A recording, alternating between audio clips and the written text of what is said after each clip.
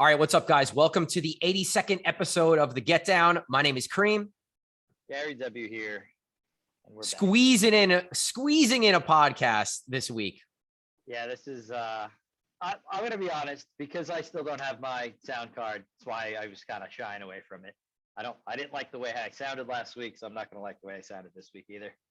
But that's just me, just a personal preference. Yeah, we've been working on some of this audio and video and things, and it is important. But I also think it is important to just push some content sometimes. And I think I really like having a pod every week. And I think the feedback from a lot of the guys and girls who've been listening to it, they look forward to listening to our pod on Wednesdays. So it's Wednesday morning, actually Wednesday afternoon. Wednesday afternoon. This is the latest we've ever done it. We're going to record and push it out. Yeah. It's 1 p.m. guys. So this will be hitting later on this afternoon. Yeah. By like 2:30 p.m. with the magic of DJ Kareem Productions. And we'll put it out there for you. But we have some interesting topics for today. A couple things that you've brought up, I guess that you've been thinking about while you're playing, because when Kareem's DJing, I know when we get the podcast idea, it gets emailed to me at 1 a.m. usually on Friday or Saturday, especially when I'm not working. It's interesting to wake up to. But before we get into all that, because I wasn't up there, so real quick, before we go into Memorial Day, I told the bartender down here, I was watching the Ranger game on Disney property. So I was in Magic Kingdom, popped over to Contemporary to watch the Ranger game. And the guy goes, "Oh, it's Memorial Day weekend?" And that's just the mentality of us down here, being that it's been hot. It's been like in the 80s now for a couple months. The mentality down here, and not everybody, but a predominant amount of people working in the industry, whether you're a server, a bartender, something. It was kind of funny to hear, like a lifelong Floridians, like, yeah, Memorial Day weekend was never really a thing for us. And then all in my feed, everybody's like, fucking Memorial Day, like this is awesome at the beach, not at the Jersey Shore. So how was it up there? It looked like everybody was excited. I mean, it was great. It was great. It was high spirits. People are excited. Yeah, it's DJs is DJs, and the shore is now going to be busy for the next 3 months. It's just madness down there. And I've been doing this Friday, like early happy hour set at DJs for a number of years now. And it's like, it's pretty cool because it's the first experience for all these people at DJs for the summer. And like, I get to play the music for that. So it's awesome. Super cool. And it's always like really busy, really early. And, it's go time the second we start DJing. And we had Craig Carton up here. They had like this whole stage outside set up for Craig Carton's. Is he national? I don't even know if he is. After the whole scandal and everything went down, I don't know. Yeah. Well, he's big. They have Drive Time Sports Talk Radio. He's really big here. And they did their show all day. WFAN did their shows live from outside of DJs. They had this huge setup. It was awesome. And then Craig came in, and right at 5 o'clock, he jumped on the mic and was kind of hosting the day and their night in there. And like, we hit calling right at 5 o'clock. Everybody raised their shots. It was like a whole thing. It was really cool. That's awesome. So it was cool to like get to hang with him and meet him and rock out DJs. So yeah, it was just a huge success. And then I play Monday every year also for all the holiday weekends. And this was probably the busiest Monday I've ever seen in however many years of doing it. Packed. It looked like a Friday night in there. Like, it was crazy. And it was awesome because it was all industry. It was so many DJs and bartenders and just people that, all worked all weekend and then got to come hang out. I think a lot of people, getting out, not a lot of people, but, there are a fair amount of people that did, kind of leave their 9 to 5, and they've gone all in on their industry job and whatnot. So you are going to, and then people that just work from home even now that have a better schedule working from home. Yeah. So sometimes you see those like off party, those Sundays, those Monday parties. Like, I think that you'll see them being a little more packed than they have been in the past. So yeah. That's beneficial to the venues. For sure. On the opposite side of the spectrum, you know, I played some gigs back up north also, which my Saturday night Ashford set was amazing. I couldn't believe how great it was. It was busy, high energy. Sunday was a little slower. And I know some of the other venues in like the Hoboken, Jersey City area were a little slower for the weekend, but you know, that's to be expected on this huge summer kickoff weekend. I think things will even out, and obviously, you know, it'll be a little slower up here, but Saturday night's still going to be Saturday night type of thing. And people are still going to hang out up north. So what happens up north is Thursday gets good. yeah. Everybody pre does their, you know, because the summer Fridays and everything, which we've spoke about before. So yeah. But yeah, man, so yeah, like Gary said, as things are happening and as I'm finishing sets and I'm like thinking about certain things that happen throughout the set, I'll shoot a quick email to the Get Down email and be like, all right, we need to talk about this in the pod. And something that I brought up was confidence is king.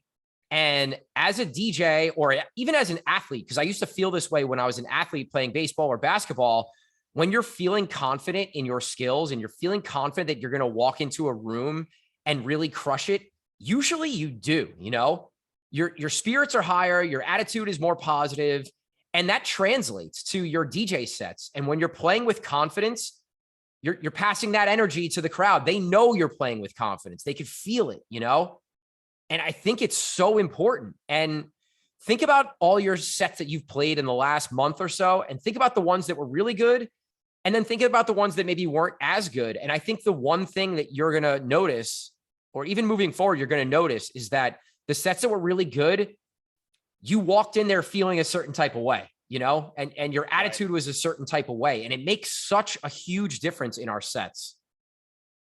It makes a difference in everything, right? I'm actually like, as you're saying it, this translates, like you said, to sports big time. I mean, I've been playing a ton of golf lately, actually, in the last couple of weeks since I've been back.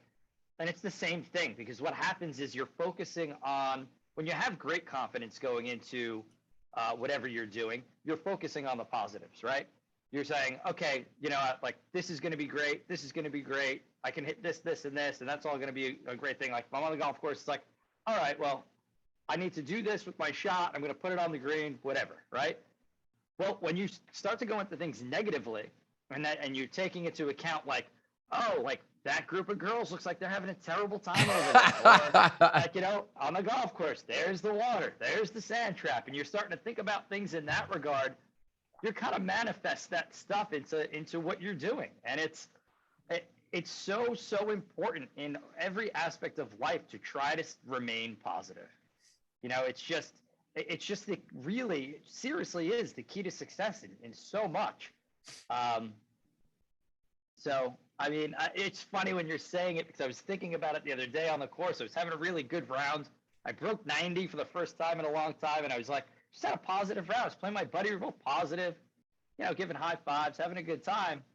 And it's really all about attitude. It's true. And I think back to those moments where I'm like lacking in the confidence, or like, I will literally say, like, what the fuck am I going to play right now? Like, I'll say it out loud as I'm sitting there searching through my playlist. Like, where am I going right now? Or that, you know, I'll say something like that. Where am I going? Because whatever I'm doing is not necessarily working the way I want it to work. And it's like, all right, we got to pivot like ASAP, or else this ship is sinking quickly. Right. Well, it's really important not to get in your head. Like, and you have to live it to understand it. And then you have to also, when you step out of the booth, look back on, okay, well, what can I do that if I do feel myself getting in my head a little bit, what can I do to kind of get back on track, and kind of figure out what works for you. You know, well, like what are some of those things that you would say would be to get ways to get back on track? Yeah, well, that's the thing that I struggle with a lot. I think the last time it happened to me, I was at 626, probably like 3 months ago. I had like 5 or 6 weeks off, and I just felt off for the first hour. So I texted one of the bartenders. I was like, I feel off. Like, I feel like I'm not, you know, executing.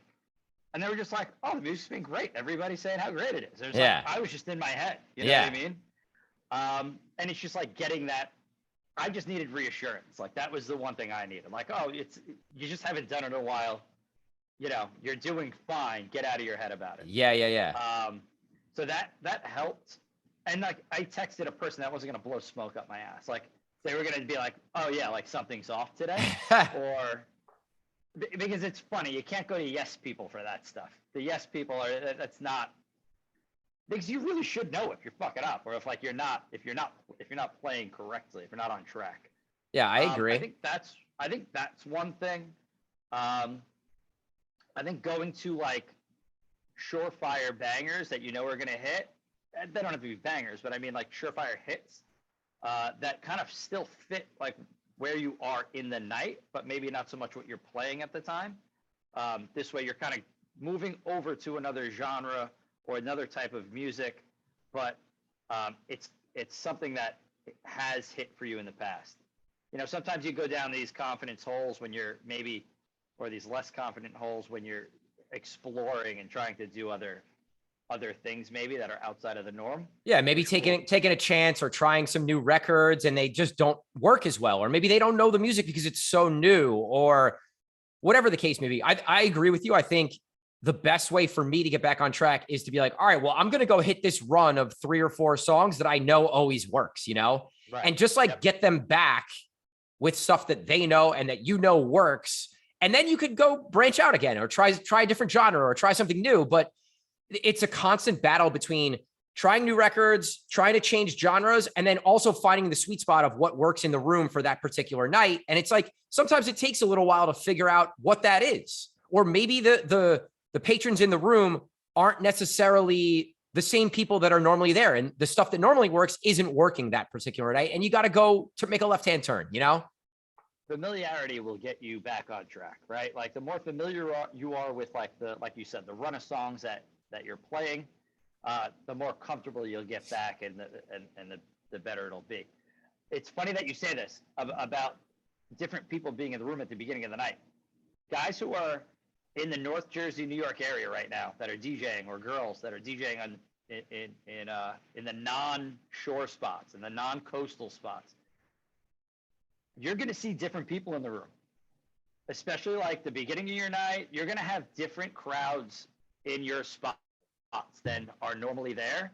And these are valuable lessons to take with you over the next couple months, because you could find yourself like in a spot where it's like, well, this normally works, but it's not working today. Yeah. Well, it's because, you know, we're having a completely different crowd. And I was talking to a bartender about this last week, and I said, well, or over the weekend, and I'm like, it's Memorial Day weekend. It's all the scrubs. All the scrubs stay home. You know, it's B team. Oh man. Oh man. You and I. Go ahead. I never went down the shore, so like I was always part of the scrub team. Yeah. That was a joke between me and a couple friends of mine growing up. That's how it went. But it's just it's literally a different group of people that you're going to deal with than normal. So be ready to play different music, or maybe not. You know, it just depends on where you're at. I think one other way that you can like get some confidence back and just get some like positive reinforcement, especially if it's like middle of the night or it's you know, not an early part of the night where you can actually jump on the mic. I think getting a little crowd interaction, shouting out some birthdays, like that stuff can go a long way with getting your confidence, because you're going to get a reaction. They're going to scream. They're going to whatever, make some noise, put your hands up. Like that stuff will also engage you with the crowd. It'll wake them up a little bit. And in turn, that will give you the energy and the confidence back to then get back to like playing with more confidence, you know? Yeah. And you'll keep those people around. Like those people that you're engaging with specifically will definitely stay around. They're not going to move on you too much. So yeah, there's nothing like playing a set and like from song number 1, you just know you got it. And I had one of those sets on Saturday at Ashford, which is why I sent an email, because I expected the night to be slow and not very good. And it turned into like one of the best nights I ever had there. And people were just really into the music. I couldn't miss that night. And it was just it's a great feeling when you finish a set feeling that way. Do you feel like that sets that you have less confident, not in terms of expectations, expectation for the party, like do you think that can often go off as better? And then on the opposite side, let's say you walk in and you're expecting a great night and it flops from a crowd perspective, that could affect the way you play as well. For sure. If you're expecting a great night and you don't get it, like you're going to feel a little shitty about it, because you have, maybe it's the first time you're playing somewhere, or maybe it's a residency, whatever it might be. If you walk in and it's a Saturday night, and you're like, oh, it's going to be great. We have 10 tables out of 12 sold. It's going to be a packed night. And it just doesn't turn out. It's like, why though? Like, did I do something wrong? Like you start thinking about it and getting your head that way. So yeah, I think negatively it can affect you in that way, but I don't know if you walking into Ashford with zero expectations and it turning out to be amazing felt great, Right, it was like a bonus because Yeah. I knew my DJ sets were going to be great this weekend. I was hoping the Ashford set was going to be good, but I didn't know. Yeah. Yeah. It's tricky. Holiday weekends are tricky. Transitioning seasons is tricky. But yeah, I mean, confidence at the end of the day of all of those for walking into any of these situations is definitely huge. I think it's really it's hard when you're going in with the expectation of having it be a great night and it winds up being somewhere in the middle or less than. It's hard to not start to kind of blame yourself. Yeah. When you're in the middle of it. And I don't know the answers in how to just continue your set for it to just make the most of it at the end. It's kind of, you're fighting this internal mental battle going, in the middle of a DJ set, which is extremely difficult. And you just kind of have to have just the wherewithal to just kind of keep trucking and try to get yourself in a way where you feel really good about what you're playing. Yeah. I've been there a million times because I get in my head all the time. Yeah, I do as well. As much as I try not to, like sometimes you just do, and you gotta push it away and turn it around real quick. Because, like you said, you're probably doing a pretty good job. We've been doing this for a while, like you're probably doing a pretty good job, and you're just overthinking. Yeah, you're getting in your own way for sure. So this is gonna be a good one. I'm not gonna call the venue out, but we started working with a new venue this week, and we have been emailed or texted a list of songs that are are they approved? Thank you. Great. Approved songs to play. There are no remixes. There are no bootlegs. They're all pop originals. Yeah, there's a little bit of electro stuff in there. There's some rock in there, but mostly like you're looking at a pop playlist, straight up pop music. You want to talk about a confidence killer. I feel awful about this like I feel bad presenting this to DJs like this is the way you have to go do it. Our job is to be creative and is to go in and read a crowd, and the list is long enough that you can still read a crowd and build your set accordingly. Honestly, Gary, I don't think the list is even that bad. Like there's more than enough music on there that's pretty good. That's fine. It's just the principle of a venue or a manager or someone sitting there and creating this list and saying to a professional music curator, this is what you have to do. And the fact that you can't play any remixes of this stuff, so you can't even put your own flair on it. I mean, you could with scratching or sampling and going that route, and obviously curating the arc of the night. But I don't know. I think sometimes pulling out those remixes and being able to play your own stuff that are remixes of pop stuff is always a nice way to put your own twist on your set. Obviously, that's what we do. And when you get given this list, it's almost like a slap in the face. It's like, come here, do this, and then that's it. Collect a paycheck and leave. Yeah. That's essentially what you're saying. There's just so much to talk about on this. So let's start here. The reason why this venue is asking us for some DJs here is because most of their DJs aren't really DJs. They just go in there and they hit play. And then when that song is ending, they hit play on the next one. And whether it's mixed well or not, it doesn't really matter. And I guess it hasn't really mattered until all of the staff has been complaining, because one of our DJs has been playing there and actually mixing and playing and being a real DJ. And they're like, well, we want him because he's great.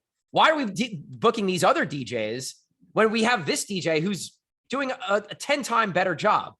And our DJ who's been playing there now has way more freedom to go and do whatever he wants. So I think we've accepted this list and this situation with the idea that we're going to start placing DJs and they're going to see what actual DJs can really do. And then this list is going to disappear because our DJs are going to be playing the music that's keeping people there and spending money and having a good time anyway. But it's a matter of like having to deal with this to lock down this account, which like from a business perspective, yeah, we want the account, but from being a DJ, it feels so dirty. It does. It does. But like you said, I think that as soon as we have guys in there that execute and do what they're supposed to do, and then in that they gave us 90%, this playlist 10%, not this playlist. If you can really kill it in that 10%, and then create, like I said before, like a really nice arc to the night where it really makes sense musically, I think that it's a no-brainer where they're like, go ahead, now you have the musical freedom to do what you want. Maybe they just didn't know how to like explain to the DJ, like, we want top 40, let's not get crazy outside with like tech house, and let's not get crazy with like electro house, like, or whatever it might be, gutter hip hop. Maybe they just didn't know how to explain it, and the best way they did was to create the list. This silly list, yeah. But it is a good point, like reference point to be like, okay, well, this is what they want. And they even have it highlighted, guys, like to where it's like surefire hit. Dude, it's literally like a wedding request list. It's like must play, maybe play, and might not want to play. Kind of like it's literally broken down, color coordinated, like it's a wedding playlist. Yeah. And I think that's why it feels dirty to me, because I fucking hate that. And that's the reason why I don't like doing private events, because I don't want to play off a playlist. I want to play what the fuck I want to play and what the crowd wants to listen to, Right. So I understand. I mean, but I think it's a great reference point, though, for our guys. And then I think it will continue to be a good reference point even when the gloves come off. Right. Or the handcuffs come off. I think once our DJs are there playing regularly and they realize that the bar's making more money and people it's more busy and people are having a better time, they're not even going to know what was on the list and what wasn't going to be on the list, because it's just going to be good music that people are having fun to. And that's the goal. I think it's going to take a little bit, obviously, here, but I don't know. There's an opportunity for a lot of DJ bookings with this particular venue, and this venue owns a lot of other stuff too. So there's a lot of potential from a get down perspective as a partnership that could work down the line. But again, when we start relationships with new venues and especially new hospitality groups, we have to show value. We have to help them in situations first and like kind of prove our worth for a little while. And then once they trust us and they gain confidence in us, it's like, all right, well, we trust Cream and Gary. Like, they're going to do what's right for us. They understand what our venue is and how, we need to work to be successful. And this is like a pretty good room. It's not like just some hole in the wall. Yeah. I mean, it's important as a DJ too, to be patient. You just kind of have to be patient. Like when you're starting a new endeavor, you're starting a new relationship, there are going to be some speed bumps at the beginning, always, no matter what. Some of our quote unquote best rooms had rough starts, for months. You just have to be patient and let the room evolve, or let the trust evolve between bartenders, management, and the DJ, because that's one of the hardest things to build, is trust between the existing staff and like the outgoing DJs. That they had a relationship, they had worked together for a long time, they liked that DJ or whoever it might be. They were just familiar, just being familiar with that face that's in the DJ booth makes you feel, comfortable that you're going to make your money that night as a bartender and as a manager. Yeah. And once you just kind of let a few weeks go by and like we always say, you're friendly with the staff, and you ask kind of like in the beginning, you walk in, what do you want to hear tonight? Like, what goes off for you guys? Like what's like the bartender song that you guys are having fun with? And once you like kind of establish that rapport and it builds the trust, and then you forget about all that rough stuff 6 months from now, and it Right. is what it is, and it winds up being a good relationship. You got to win the staff over in a new place, right? And First thing. With this list, it's the same thing. You have to win the bartenders over, because if the bartenders are saying that DJ was awesome, we want to have him back, the managers and the owner are going to want to have that DJ back, because it's positive feedback from their staff. It's just how it works. It's not hard, it's like, this is the formula that works. But you have to have the patience. Right.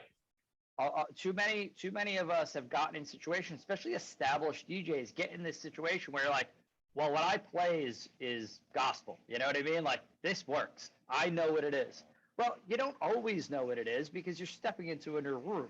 So you have to also grow into that room, because maybe there are like 2 or 3 or 4 hits that work in that room that don't really work in other places. Right. So you have to have the patience to learn as well. Yeah. This is going to be interesting, right? We're going to see what happens. I'm confident that we're going to win them over, though. I really am. Yeah. I think that's a no-brainer. But it's just ensuring that the DJs that we put in the room have the understanding in what this is and how it needs to evolve. And it's not going to be an overnight thing. Like I said, it reminds me of a place that we book and have been booking for many years now, but we had a very similar start, where there wasn't a list, but there were definitely don't play genres, if you know. Right. And now it's no one says a word about anything. And just go and do whatever you want. Right. But that's what happens, though. That was the beginning of a relationship between Get Down and another hospitality group, and that when you think about it, that was the first place that we ever played for that hospitality group. So that was a very new relationship. So it's a similar path, and I know that our guys are professional enough and good enough DJs to and have the mental capacity to know kind of where this can go. So there's definite big shout to our guys, because they're always pros at what they do. Yeah. I love that we can call a DJ and say, hey, I know this is not the most ideal situation, but we need you on this one. Help us out. And if we do start booking this place more, we're obviously going to have this conversation with everybody, but help us out here. It's going to put Get Down in a better situation. Some of these DJs who we might put in there now might never play there again, but they're going to help us lock down the account for sure. I think that's something that sometimes can get overlooked when you're in a group setting. Like if you're in a DJ group, like if you pick up one night, because I was looking this over this morning, like if you pick up like a Thursday, and maybe you don't play every Thursday because you can't for whatever reason, maybe you work Fridays, but you pick that up for the rest of the group. That's like 50 gigs a year. It's a ton of gigs. Yeah. Like the amount of work being brought to the other guys, and like your work, other guys work for the years relying upon your work that night. Put it that way. So like if you go in there and you do a bad job or you lose a night for the group, like you're not just affecting your own money or you're affecting, what the business makes, but you're also affecting every DJ's work for the rest of the year. So you really it sounds like a lot more pressure than it really is, but I think it's important when in a group, like on a team, to remember that it's not just your job for the night. That's really extrapolated out over a lot of different people. Because one individual DJ might play a place and be like, I never want to play here again. But that doesn't mean that there's not 10 other DJs that would be happy to take that gig, and make that money or whatever it might be. Everyone has a different situation. The full-time DJs, they want to book their schedules out as much as possible, Right. Yeah. So it's definitely important to keep that in mind. I think that listen, it might not be your cup of tea today, but just suck it up, do the job, be professional, just so that the next guy has a chance to do it as well. Right. And I think our guys, when we call and ask them to do favors, totally understand that. And on the back end, we try to take care of those people, right? If you're doing something for us to help us out, like we're going to go out of our way to help you out also. And when there's a big gig or an opportunity that pops up, we'll be like, oh, well, this person just helped us out. Like we're going to help them too, you know? Of course. But I love that about our group and how Get Down works. It's like most everyone is really a team player. And like, if we need something, everyone's willing to kind of step up and help us out. And then, you know, vice versa. We want to help our guys out too, whenever we can. So I love that dynamic for sure. Yeah. Had to shout the guys out a little bit today, you know, yelled at them a little over the weekend because of some things that happened on the back end, but but it is a great group of guys, you know, love them and they work so hard for us. So I know sometimes I have to go in and just give like a confidence booster voice note. Cause I do feel like a lot of the times, like when we do communicate, it's a lot of negative stuff, but that's just because we're in the moment and we need to figure out a situation. It's like, hey guys, like we need coverage or someone's late or whatever the case may be. Right. Whereas 95% of the things that are happening are all positive, right? Of course. Like of course. 95% of the time, our guys are crushing it and on time and doing the right thing. So unfortunately, the loudest things are always like the mistakes, you know, like in trying to correct the mistakes, but it's important to always go back and reinforce that positivity, for sure. All right, let's get to our third and final topic here. It's going to be a fun one. It's going to be a fun one. You want to talk about, you know, creativity. So we've every person listening to this podcast right now, if you're a DJ, has dealt with the pandemic of 2022. It's not COVID. It's definitely not COVID. It is the Bad Bunny phone request on the head that has literally taken over the nation. It's taken over the world. It's insane. It's fucking insane. DJ Zog had a post up today with like, it was 6 girls with their phones to their head with "Play Bad Bunny." Oh man, it's crazy. And like they had like a smile on their face, like they were joking around, but like they were still requesting it. It was still happening. I think Vito G like reposted it. That's what brought me to it, and I realized it was Zog from Miami. Which, like, you're in Miami, like it's gonna get played everywhere. It doesn't even matter at this point, you know. And it hasn't mattered for a long time. We've said it many times, right? That like Bad Bunny's just reached the heights of like he's clearly far and away the biggest artist out right now because Drake hasn't put out new music recently, but this was an issue, and then his new album came out and it became a pandemic. For sure. It was an epidemic, and now it's a pandemic. And like, listen, I know we're using pandemic lightly, and I don't want to like make COVID seem like so I didn't mean to do that. I know people have been affected by COVID. I honestly didn't mean to like make light of that situation, but just really like this Bad Bunny thing is like nothing I've ever seen in my entire world of DJ.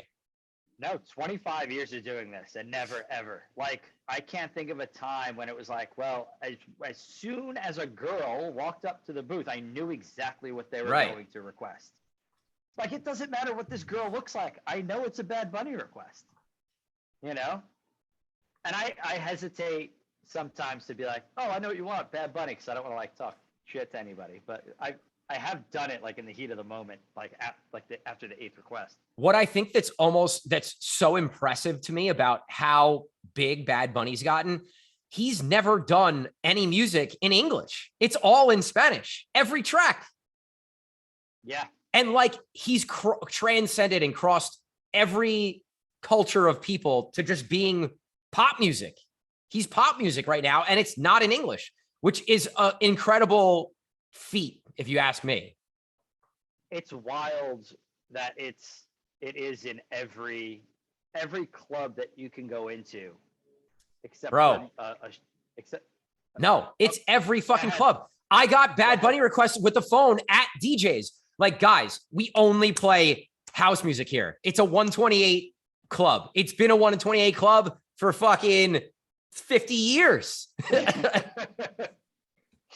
But like, you could be in DJs or you could be in any room and you're still going to get the requests. It's just mind blowing to me. I think the annoying part, I know the annoying part for every DJ is that, yes, we're going to play it.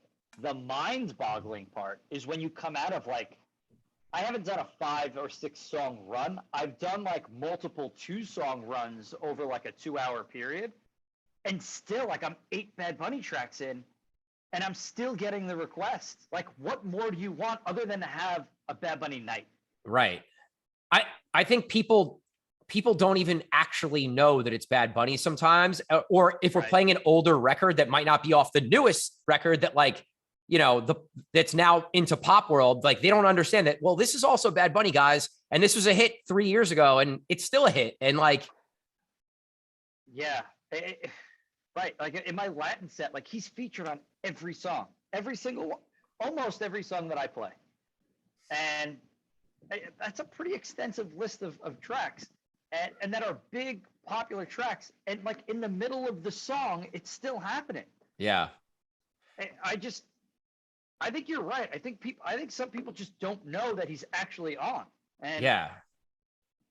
I don't know if this is becoming a joke to the public or what. I think like I'm getting punked. No, but I think the public knows that DJs hate it, but they kind of do it anyway, almost as like a troll thing.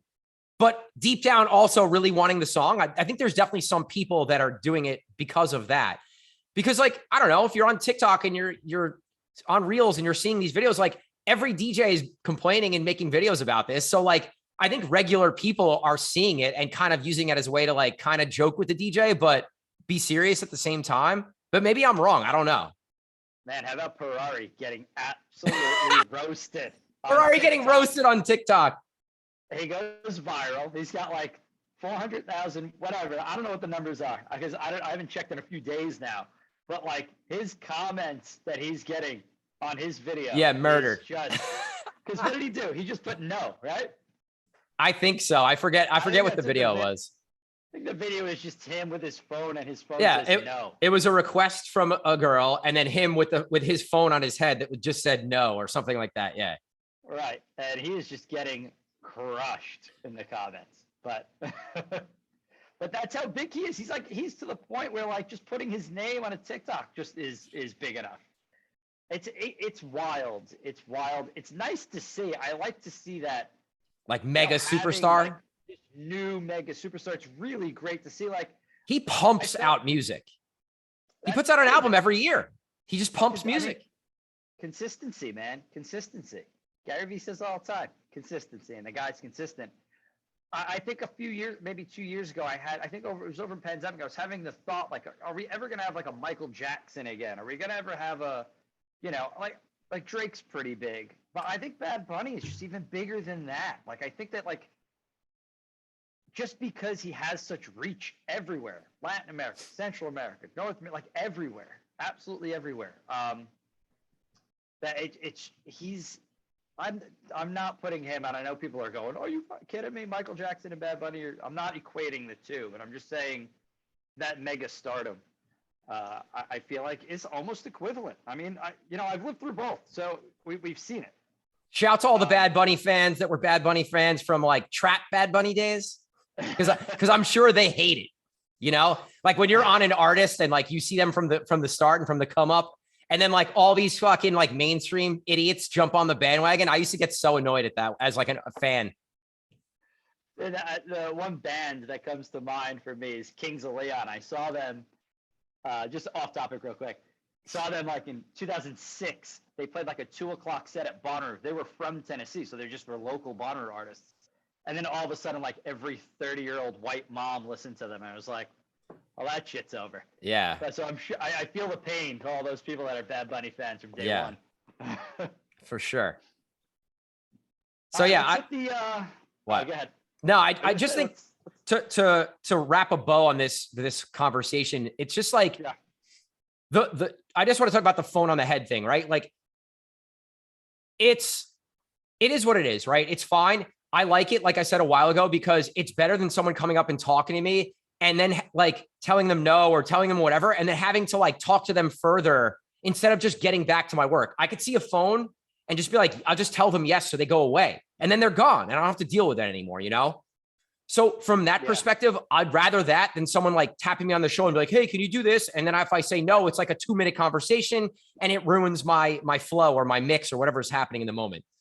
But I think what really sucks is like, if you're a patron, guys, this is our fucking job, right? This is what we do.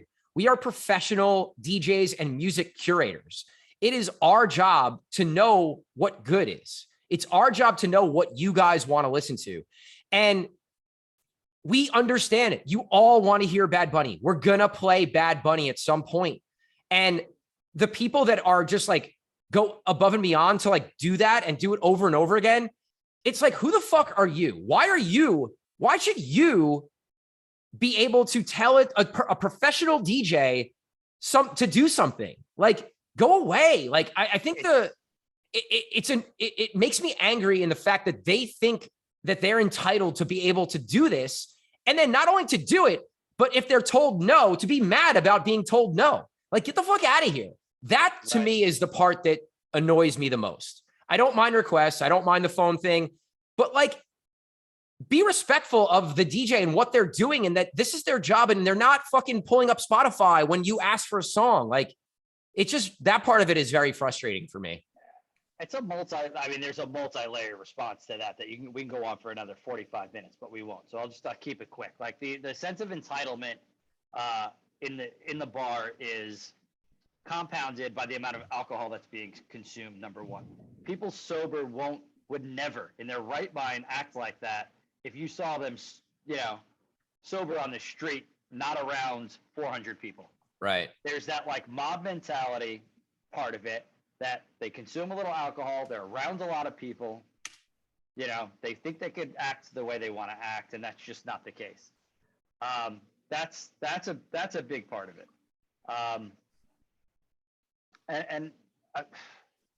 The other part of it is I think that a lot of people don't look at DJs as professionals, and they don't look at DJs as somebody who does this full time for a living. This is somebody's side hustle. Probably 90% of people that you talk to just think about a DJ as a side hustle. Yeah, I work with one or two people down here that said, I've never met somebody that only DJs for a living. And I was like, what? Obviously, I find that crazy because I grew up around DJs for the last 25 years. But, when you get out of like the city area and it's probably a little few and far between. Like I know down here, like it's not as crazy as a scene as it is up by us. Yeah. So I think maybe just not realizing that, hey, like this is what somebody does for a living. Maybe like, I see like where you would take it to heart, like this is my job. Don't tell me how to do my job. Well, maybe that person doesn't realize that is your only job, and that this is a profession. Yeah. So I think that's part of it as well.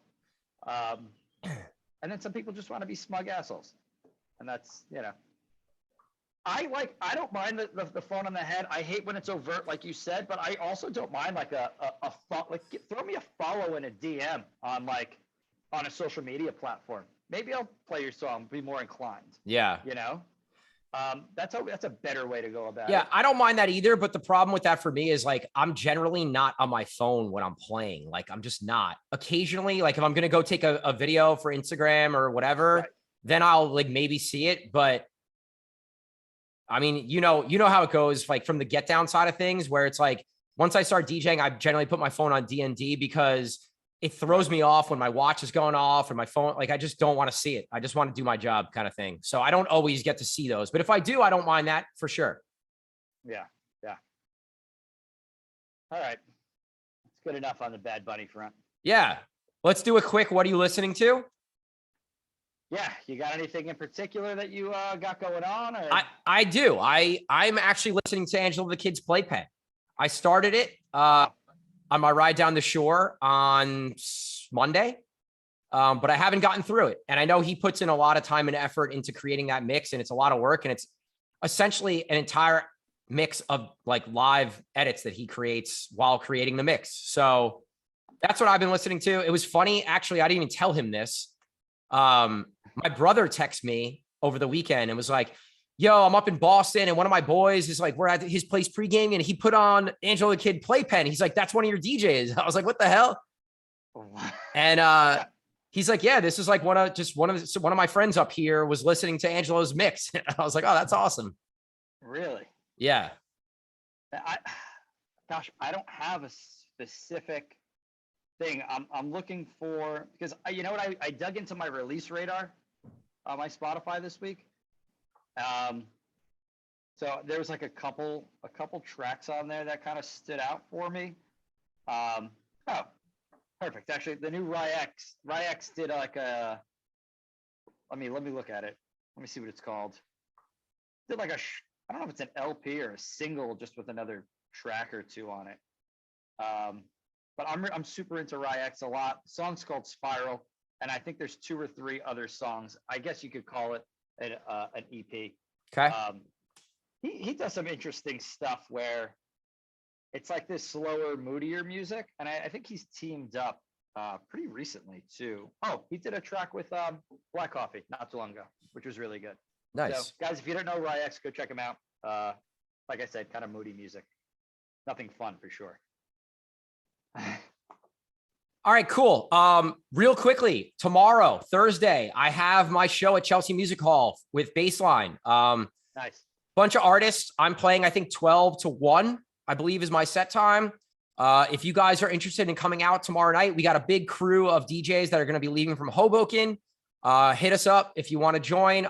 We'll put the ticket link in the show notes. The ticket link will also be over my social media for the next 24 hours. So yeah, man, I would love to see you guys come out. I'm really excited for this show. I started putting together my set a little bit, or at least a folder for the set.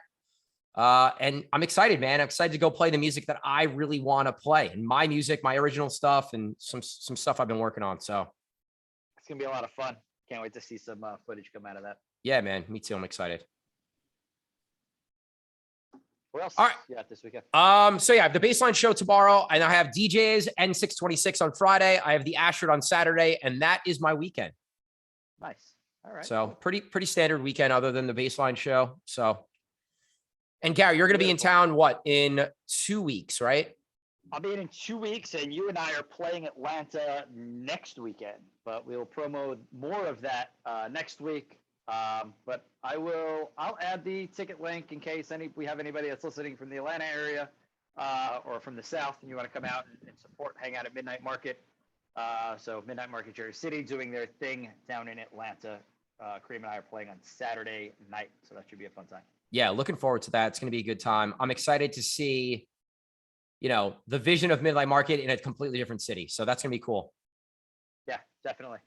All right, guys. Thanks for listening to this episode. My name is Kareem. Gary W. We'll see you guys later. Peace.